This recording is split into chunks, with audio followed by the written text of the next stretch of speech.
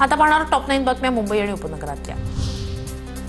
मुंबईत AQI 204 वर मुंबईत दृश्यमानता कमी। मुंबई आणि उपनगरात हवामान विभागाने वर्तवलेल्या अंदाजाप्रमाणे पुढील 24 तास ढगाळ वातावरणाचा अंदाज।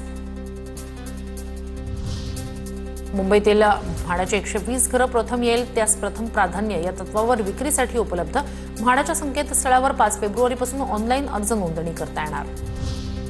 म्हाडा कामानिमित्तानं मुंबईत राहणाऱ्या नोकरदार महिलांसाठी ताडदेव इथे अद्ययावत वसतिगृह उभारणार। कंत्राटदाराची नेमणूक करण्यासाठी म्हाडाची निविदा प्रसिद्ध। येत्या 3 ते 4 महिन्यात वसतिगृहाच्या बांधकामाला सुरुवात होणार। मुंबई अग्निशमन दलाच्या बचाव कार्यात अनधिकृत वाहन पार्किंगमुळे अडथळे निर्माण। शीघ्र प्रतिसाद देण्यात अडथळे निर्माण होत झाल्यास संबंधित वाहन मालकांवर पोलीस स्थानकात थेट FIR नोंदवला जाणार।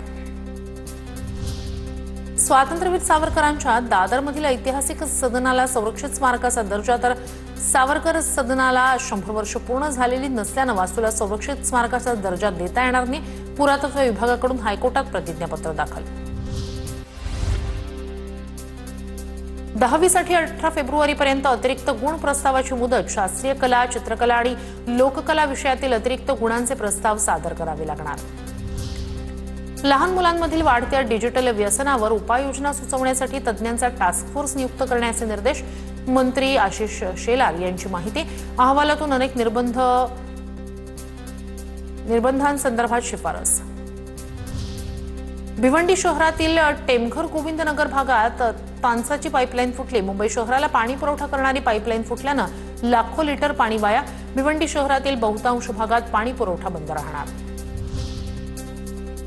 मुंबईकरांनो शिस्त पाळा, अन्यथा खिसा रिकामा होईल।